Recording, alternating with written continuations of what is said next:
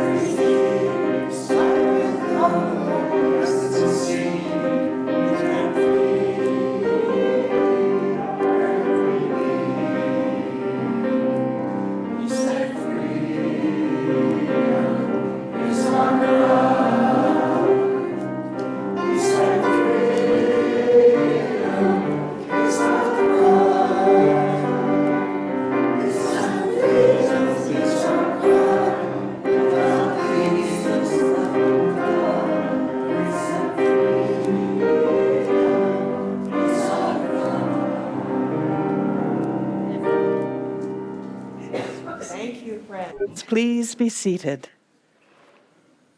Our opening words, wait a minute. Our opening words, are we on? There we go. 3rd time's the charm. Our opening words are from Alexis Engelbrecht.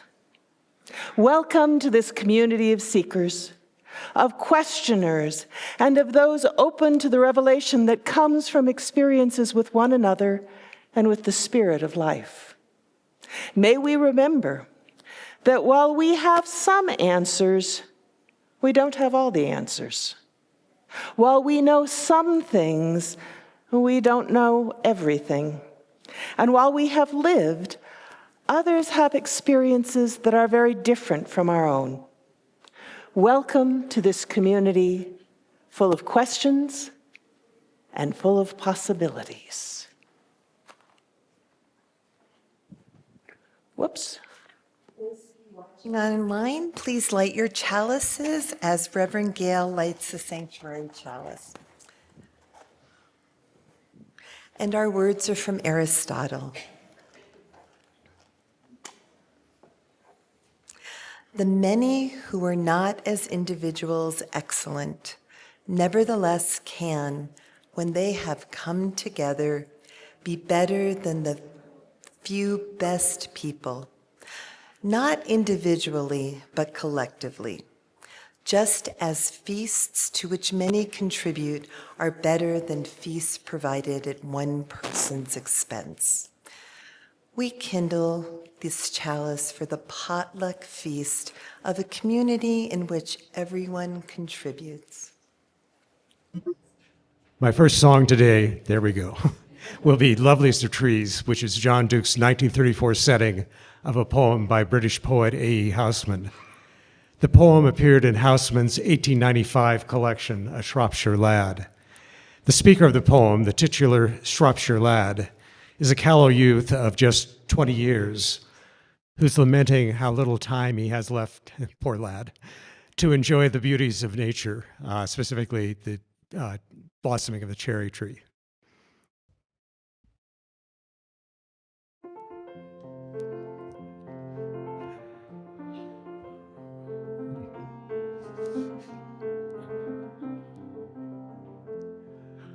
Loveliest of trees, the cherry now is hung with bloom along the bough, and stands about the woodland ride, wearing white for Easter tide.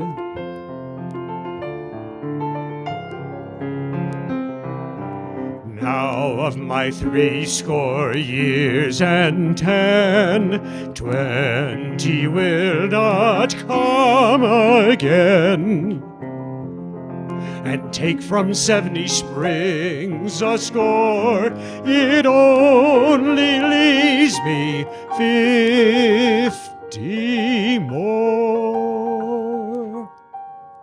And since to look at things in bloom, 50 springs are little room. About the woodlands I will go to see the cherry hung with snow.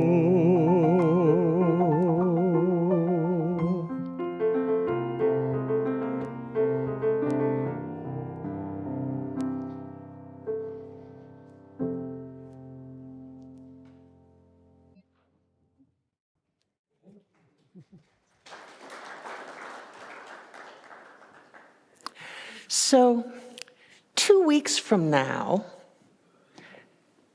we're going to observe the flower communion, celebrate with the finger food potluck, vote for officers and our budget in our annual meeting. It's a really big day for practicing democracy, UU style. Let me explain. The flower communion service was created by Norbert Čapek, who founded the Unitarian Church in Czechoslovakia. He introduced this particular service on June 4th in 1923. For some time, he'd felt a need for some symbolic ritual that would bind people more closely together. He was tremendously successful. His church for a while was the largest Unitarian church in the world. When the Nazis took control of Prague in 1940, they found Dr. Čapek's gospel of the inherent worth and beauty of every person to be, as the Nazi court records show, quote, too dangerous to the Reich for him to be allowed to live. And Dr. Čapek was sent to Dachau. The flower communion was brought to the United States in 1940 and introduced to members of the Cambridge, Massachusetts church by Dr. Čapek's wife, Maya. People were asked to bring a flower of their choice. You know, it might have been a rose, it might have been a bit of goldenrod, something from their gardens, something from the roadside, and to put it in a bouquet, a common vessel, in the sanctuary. And then Dr. Čapek blessed the flowers, the people blessed the flowers, and everyone took away a different flower than the one that they arrived with. The vase that contained the flowers was a symbol of their community, and the fact that each person took away a different one represented the way that we all contribute and we all take something different away. I bring a flower, you bring a flower. Together, we make something beautiful. As Unitarian Universalists, we value the contributions of every individual and the greater whole that we create. In the flower communion, many people create the bouquet. In our potluck meals, or I kind of learned we could call them Aristotelian feasts, we once again call on every individual to contribute something. Not the same thing, something. Cookies or tea or sliders or slaw or extra effort in the setup and cleanup. And together, we are all fed. You hear every Sunday morning in the worship service is a feast of the gifts of all the people who are participating. And our decision-making, likewise, is sustained by the wisdom of the many spread out across a number of different task forces and committees and councils across our Board of Trustees and our congregational meeting. It's all part of our polity, our democratic congregational polity. Before they were even Unitarians, our religious ancestors were Congregationalists. They left Europe over polity. They didn't like the way that the king was organizing the congregations and got to decide what kind of theology you had to practice.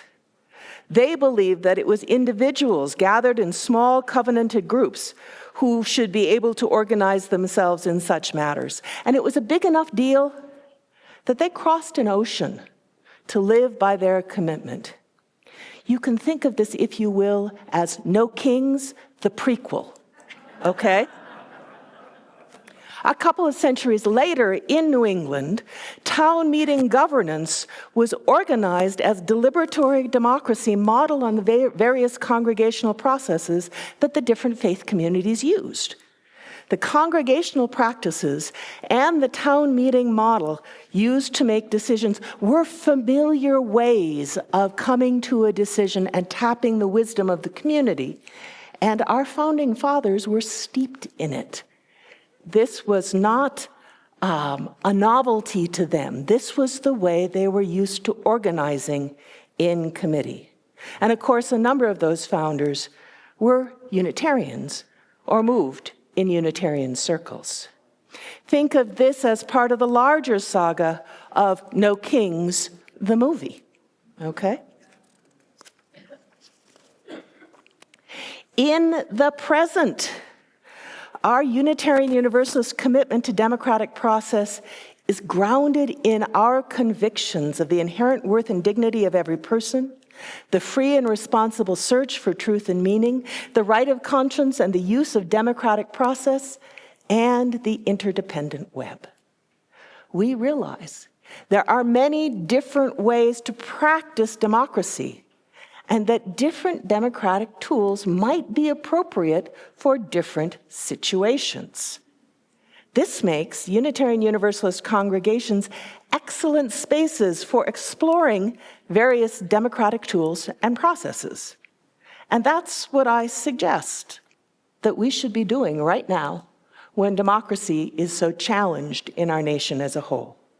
Intentionally use our community as a place to become skillful practitioners of democratic processes. Now, we've already started doing this. Last year, we experimented with ranked choice voting as a way to select our first Sunday giving recipients. We had members of the congregation nominate different groups, and then We had you all fill out ballots at the congregational meeting, and then Katie and I sat down and sorted through them and put them in piles according to where they came out in the ranked choice. This year, we are going to try a different tool, one called the Citizen Assembly. And Adam and Natalie are going to talk a little bit more about that a little bit later. The idea is for us to become comfortable with a range of different tools so that when we find ourselves out in the larger society, we have those tools at our disposal and have had experience with them so that we can share them as options. Too often, we default back to the process we know, and as you'll hear later, the process we know has some challenges. All right.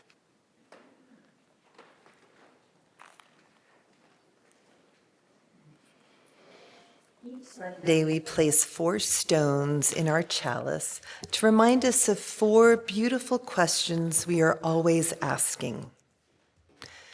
How can we best honor the sovereignty of the land and the First Nations peoples who have inhabited Ogopoge, this white shell water place, since long before we arrived? How do our choices unwittingly create conflict and strife? How might we choose differently to create peace? How can we live more lightly on the planet to mitigate climate change and help regenerate our biosphere? How do we honor our differences and simultaneously reach across them to connect? May we find joy and meaning in living these questions. Thank you. So every Sunday, almost every Sunday, we set aside a few minutes for the sharing of sorrows and joys, the milestones in our lives and things that are affecting how we move through our days. We know that joys that are shared are multiplied, and sorrows that are shared are easier to carry.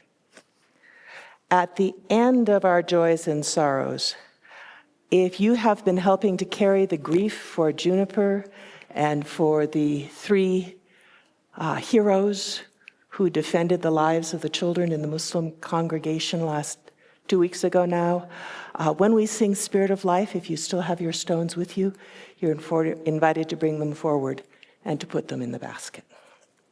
So joys and sorrows for UU Santa Fe.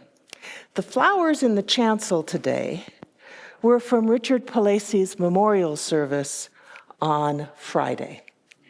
And I brought back all the bouquets because the family were leaving, and then invited Jill Fredrickson from our chancel team to reconfigure them to fit our space and our slightly more informal way of gathering. And I think they turned out beautifully. Please welcome Carolyn Hanna, our newest member, who signed the book today. Yay! Last Sunday also had a new member, Ken Ripperger-Suler signed our membership book last Sunday. Welcome, Ken. Can we please have a candle of, gratitude, hope, relief? Maya Goldberg reports her knee surgery this week went well, and she is recuperating at home with her daughter here to help her. We have birthdays, we have visitors. Let's see, we have a couple more. There is an excellent My View, so this is a candle of pride as well as gratitude, by Gary Kowalski in today's opinion section. Thank you, Gary, from Ann Morgan. And prayers to family and soul friends of a young 26-year-old man from Seattle who was found shot standing up to do the right thing when another man was being abusive at a gathering. So a candle of concern and prayers. Birthdays this week include Merle Lieberman, Martin Tierney, Janie Farler, Katie Updike, Robert Reynolds, Clark Drummond, and Debbie Napier. Happy birthday to all of you. And of course, one of the delights of being here in Santa Fe is that we have visitors almost every Sunday, and some of them keep coming back.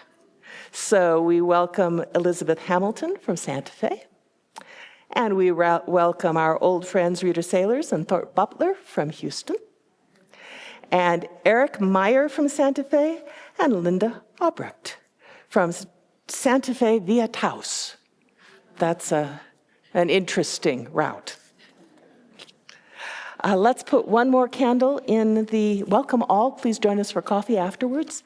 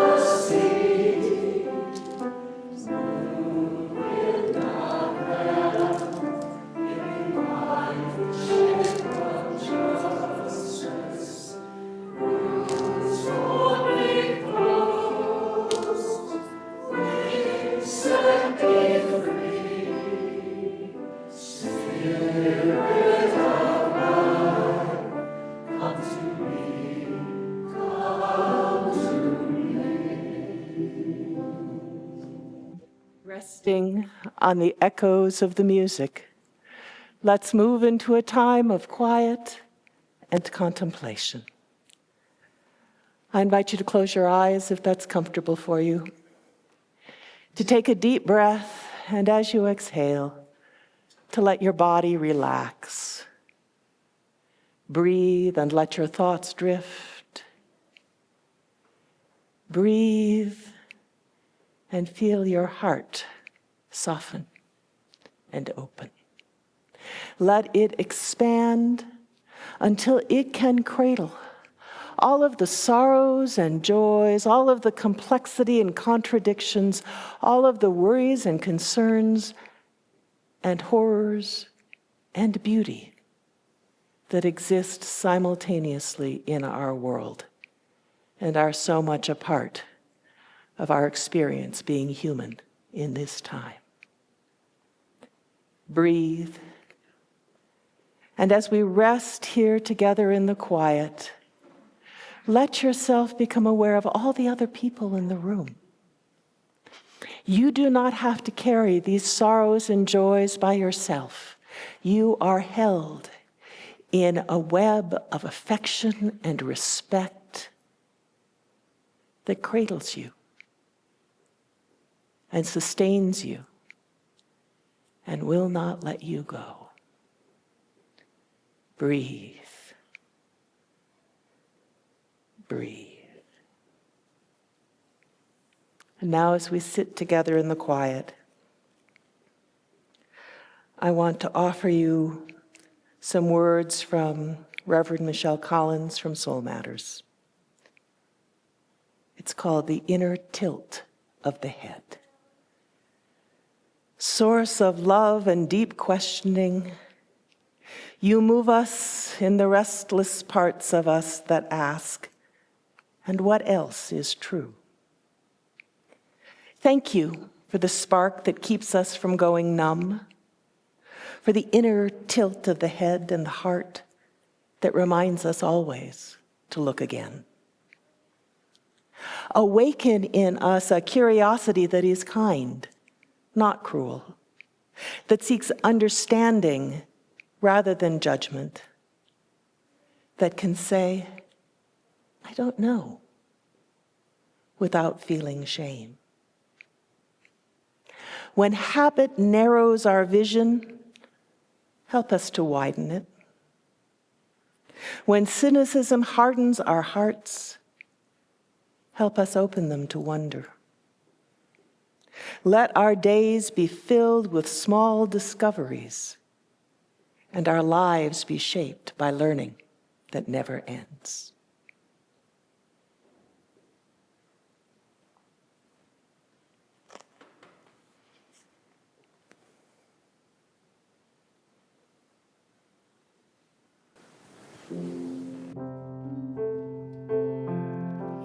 When the air sings of summer, I must wander again. Sweet landlord is the sky, rich house is the plain, and to live is to wander through the sun and the rain. When the air sings of summer, I must wander again.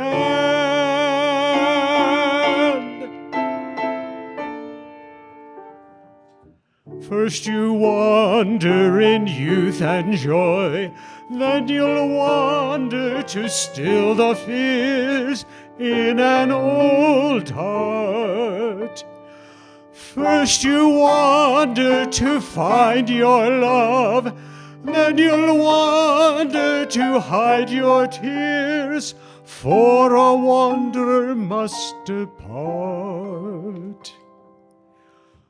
When a man owns a house, he is a bird in a cage, whose captivity pain is sweet and with age. Oh, the sharp joy of freedom is my loss and my gain. When the air sings of summer, I must wander again.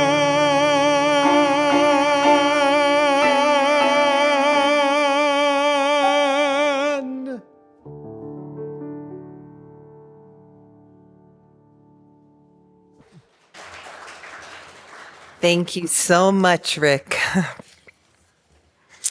This reading is from a conversation between Vincent Harding and Krista Tippett during her podcast on being.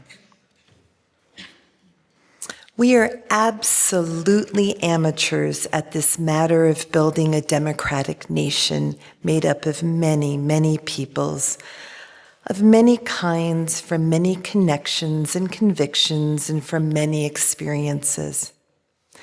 And to know how, after all, the pain that we have caused each other, how to carry on democratic conversation that, in a sense, invites us to hear each other's best arguments and best contributions so that we can then figure out, how do we put these things together to create a more perfect union? This also opens up the question of what does it truly mean to be truly human? Democracy is simply another way of speaking about that question. Religion is another way of speaking about that question. What is our purpose in this world? And is that purpose related to our responsibilities to each other and to the world itself?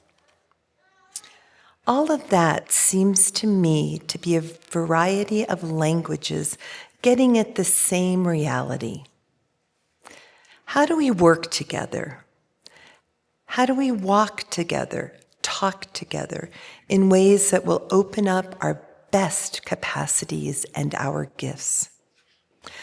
My own feeling that I try to share again and again, Krista, is that when it comes to creating a multiracial, multi-ethnic, multi-religious, democratic society, we are still a developing nation.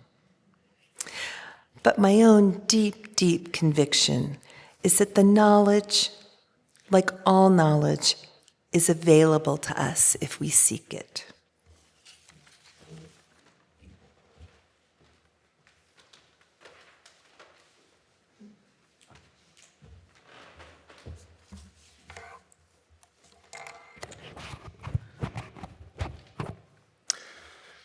So I want to share some thoughts with you today about democracy and how we practice democracy. And I should just first say that a lot of what I'm going to tell you was surfaced and discussed in a number of groups here within our congregation that took place over the past year, especially one that we held this winter and spring to talk about different approaches to doing democracy. And we read this excellent book that's up here called Politics Without Politicians. So now, as Reverend Mariner told us earlier, we are a faith and a congregation that's committed to the democratic process. But what is the democratic process?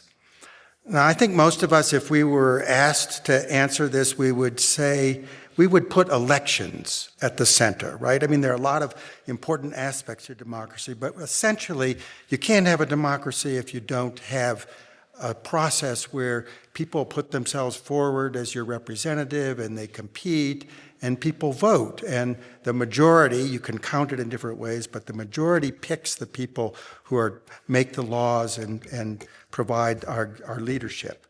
But I don't think we have to look much further than today's White House to have some qualms about maybe this whole election thing leaves a lot to be desired.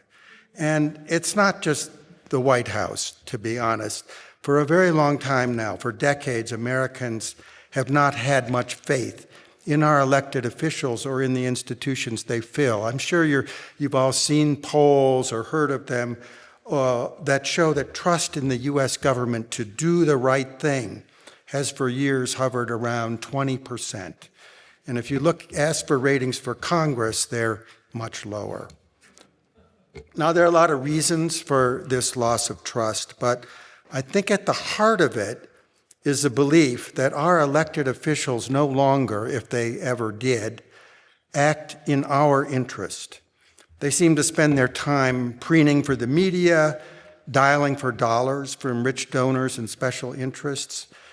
There have been lots of studies of voting records and legislative actions that show the preferences of the wealthy consistently trump those of the majority of voters.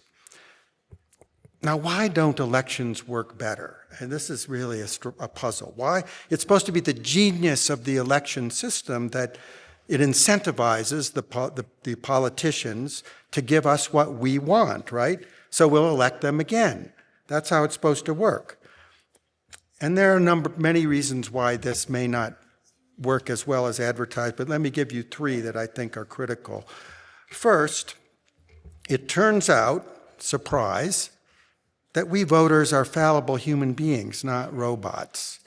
We are not rational actors. So when we vote, we vote for the tall, the handsome, the rich, the glib, the most confident, the strong-sounding. In other words, we are strongly drawn to narcissists, if not full-blown psychopaths.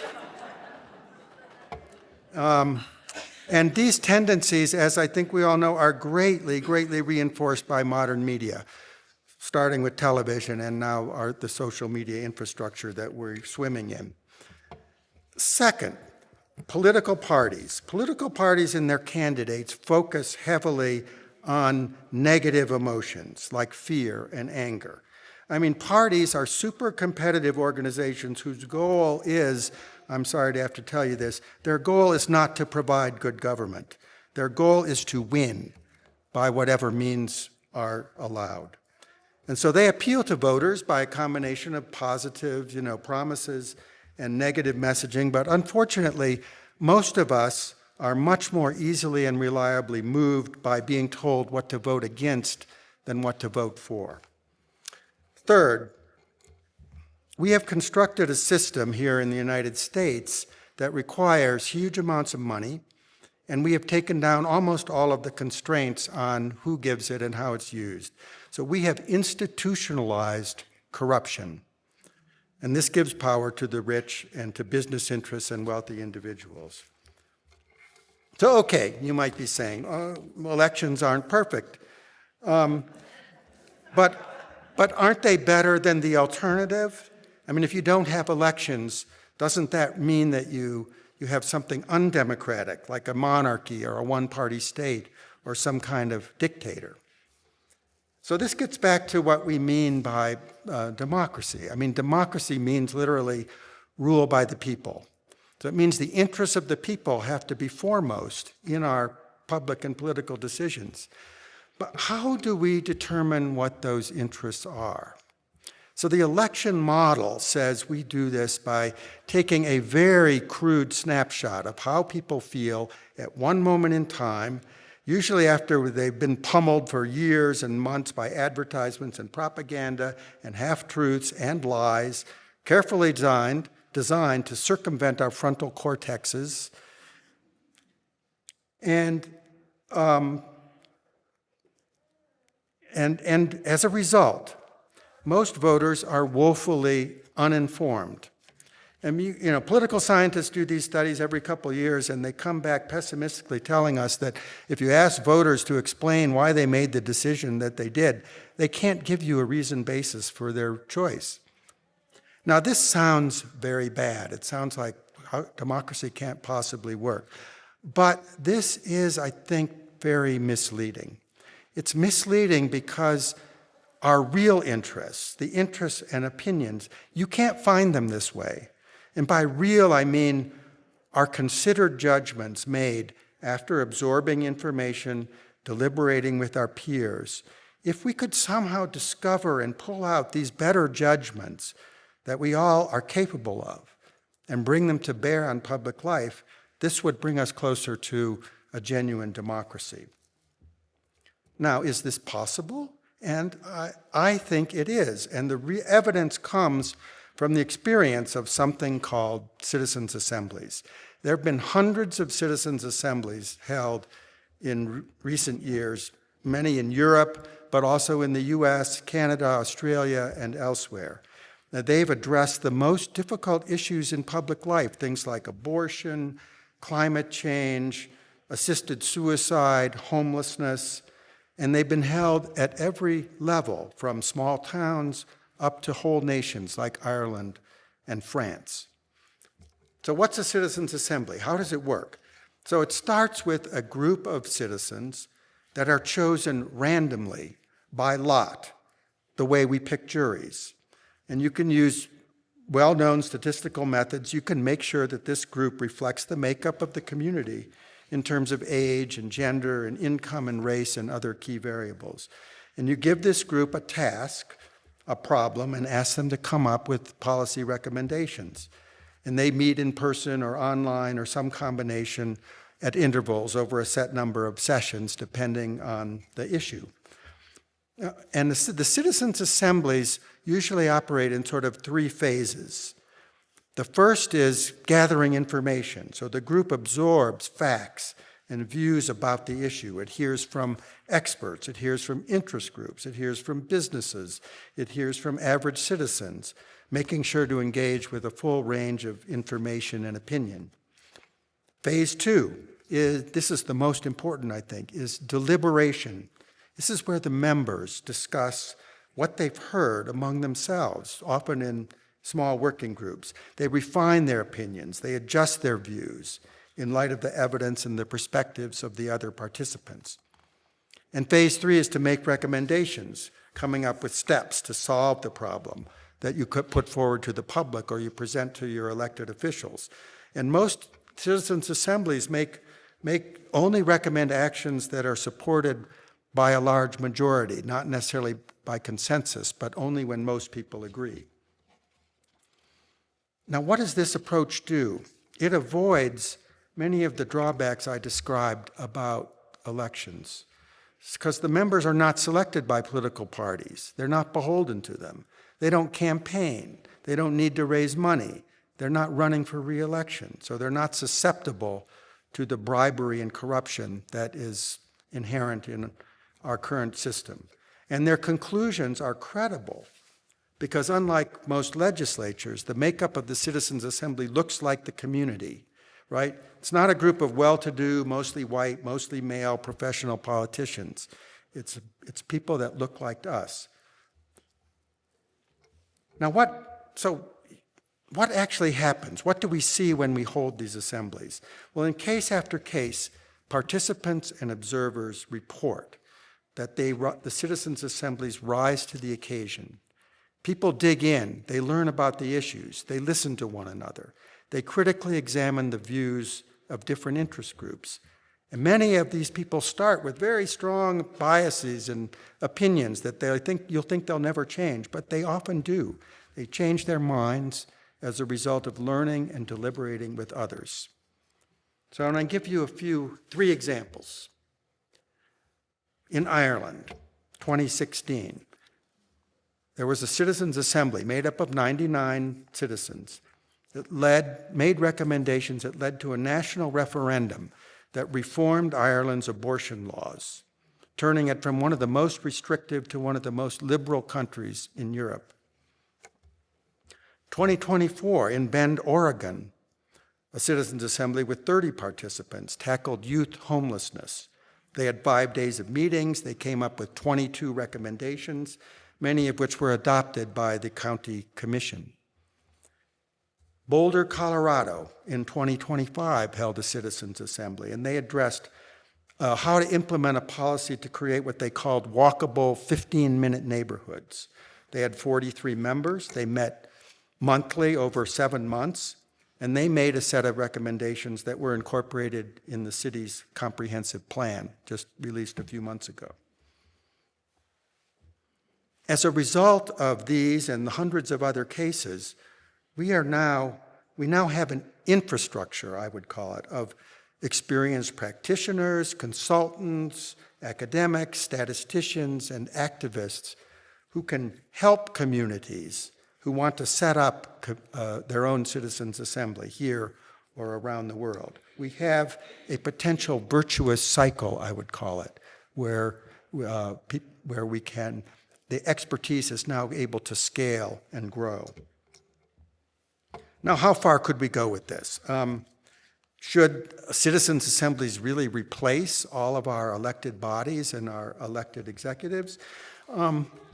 Might be worth remembering or knowing that in ancient Athens, which was the cradle of democracy, they selected their legislatures and many of their executives, including their generals, by lot, not by elections, because the Athenians judged that elections led to oligarchy and were incompatible with democracy. Aristotle's definition of democracy was a system where all took part and citizens ruled and were ruled in turn. So this might seem far-fetched, of course. Our societies today are much larger, much more complex than ancient Athens. But I submit to you, we are stuck now in a system that too often seems designed to bring out the worst in us. And we know it. We know we and our fellow citizens are deeply worried about polarization and the breakdown of trust. People are starting to contemplate radical things like breaking the country apart because we can't seem to live together anymore. I saw a New York Times poll 2 days ago, I think, that reported that 2/3 of our U.S. citizens, 2/3, think our current political economic system needs either major change or should be discarded altogether. So we badly, badly need to find ways to bypass the political parties and the wealthy elites and the sky is falling media and deliberate together. We need to bring more voices and more perspectives into the room. We need to bring out the best of us, and citizens' assemblies are a way, I think, to do this. Dwight Eisenhower once said, When I have a problem I can't solve, I make it bigger. I say, let's think big. Now, as we all know, the journey of 1,000 miles begins with the first step. So Natalie is going to tell us what we plan to do to practice using this model right here in Santa Fe.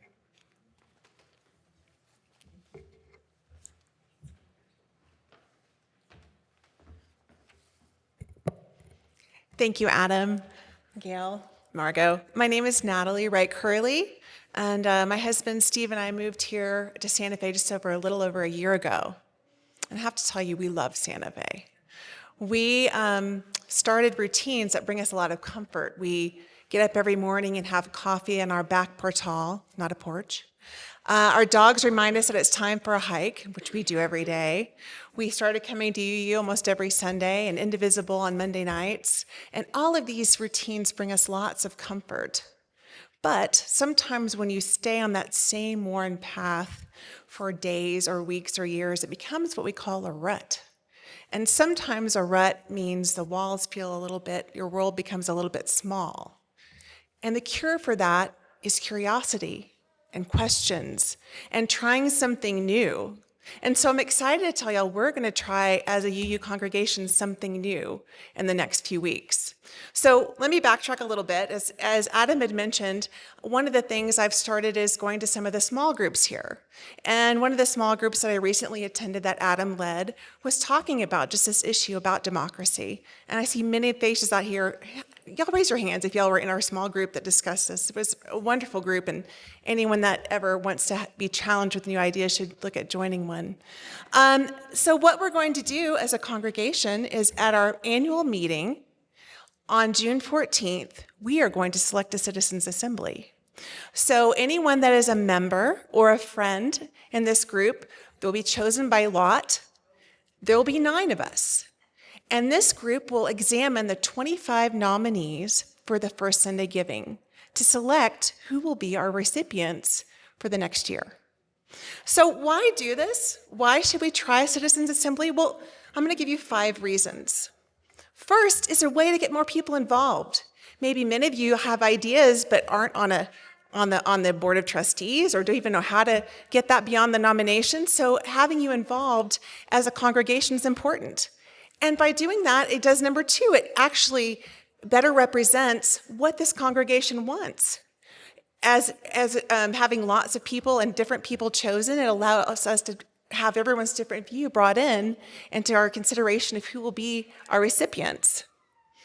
Third, it relieves our leadership of having to always make the choices, which is sometimes a little bit difficult, trying to guess what everyone wants and what's best for the congregation. And finally, as Adam has talked so eloquently about, it lets us get some experience with this new form of democracy that we're learning about. And if this is successful, which I hope there'll be a report back in the following months, then we can look at how we can examine how we can maybe expand this further in choices in our congregation or expand it to certain issues within our city or our state or even nationally.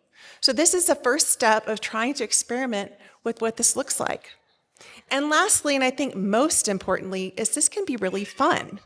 So I think if having these lots chosen and getting to know maybe 9 new members of the congregation and coming and learning about all these different groups will be a fun experience for everyone involved and a fun way for us to experience with different forms of democracy. So as Albert Einstein said, the mind that opens to a new idea never returns to its original size. So in hoping to expand our minds and answer curious questions about democracy, I hope you'll join us on June 14th as we pick lots for our first Citizens Assembly. Thank you.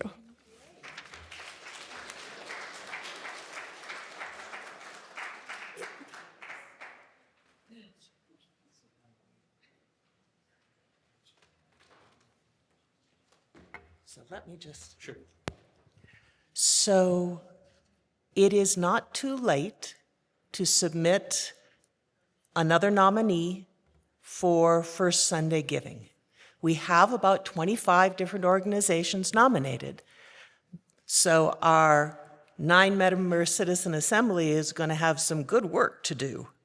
But if there is some group in town that is near and dear to your heart, that is a 501c3, that is doing work that's in alignment with our UU values, there's some brightly colored sheets of paper, or if you're online, there's a way to go to the newsletter and access a nomination form that way.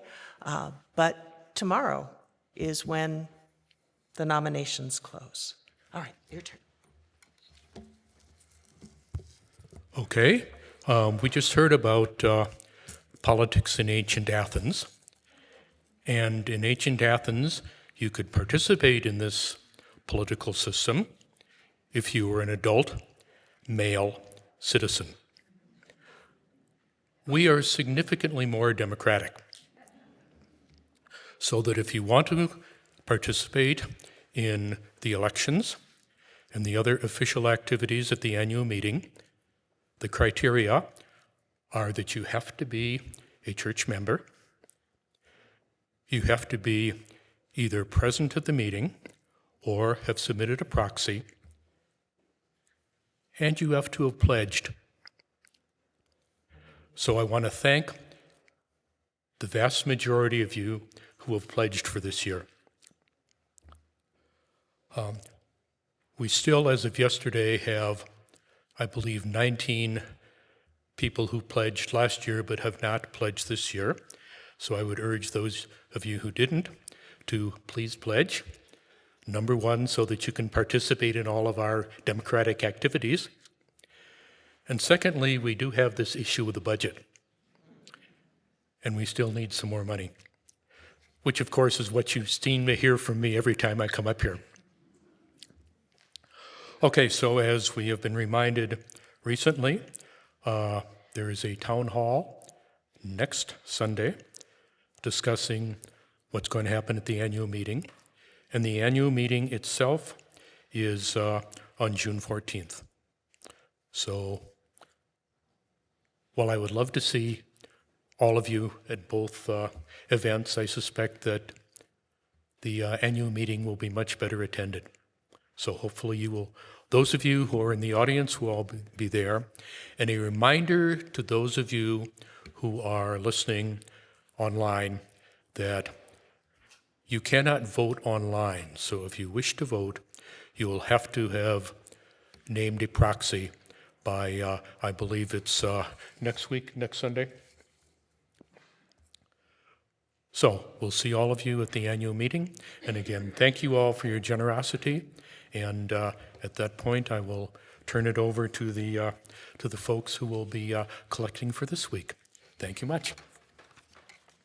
And there's more beautiful music from Rick. Oops, that wasn't it.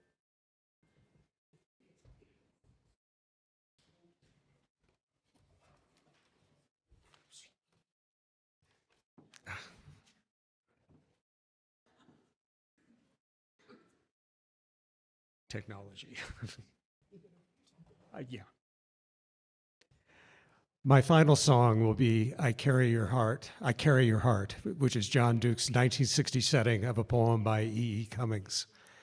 The poem was first published in a 1952 issue of Poetry Magazine, which is America's oldest and still preeminent poetry journal.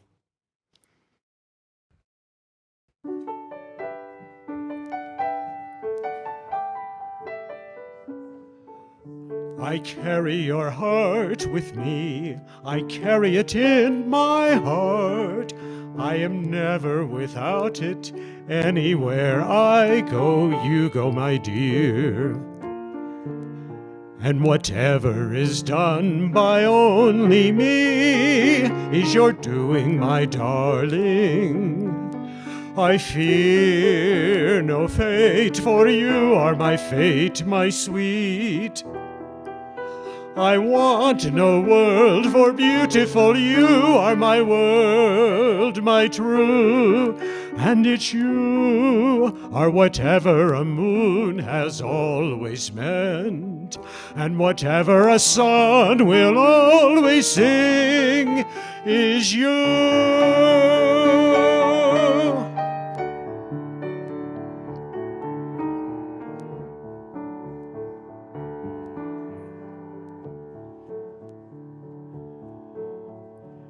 Here is the deepest secret nobody knows. Here is the root of the root, and the bud of the bud, and the sky of a tree called life, which grows higher than soul can hope or mind can hide. And this is the wonder that's keeping the stars apart. I carry your heart.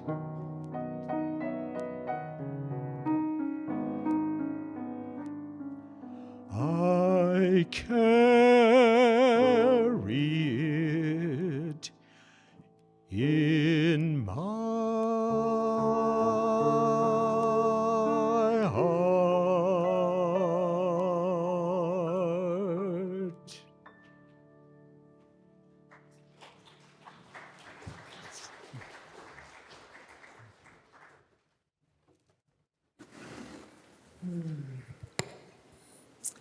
These words to extinguish our chalice are by Paul Robeson. I shall take my voice wherever there are those who want to hear the melody of freedom or the words that might inspire hope and courage in the face of despair and fear. My weapons are peaceful, for it is only by peace that peace can be attained. The song of freedom must prevail. If you would please rise and join hands with someone sitting near you. And repeat after me. May love and skill be in our hands. May love and courage fill our hearts. May love and wisdom light our minds. May love flow through us and walk among us. As we live our lives and work to heal our world. Amen, shalom, namaste, blessed be, assalamu alaikum, ashe, aho. I think we may still need some volunteers for the mega sale. I think you can bring donations through this afternoon, and you can start shopping on Thursday. Have a great week.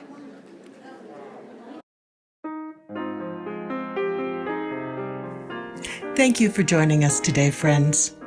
We hope that you enjoyed today's service. Please take a little time and explore our website and visit our online welcome table if you'd like to know more about us.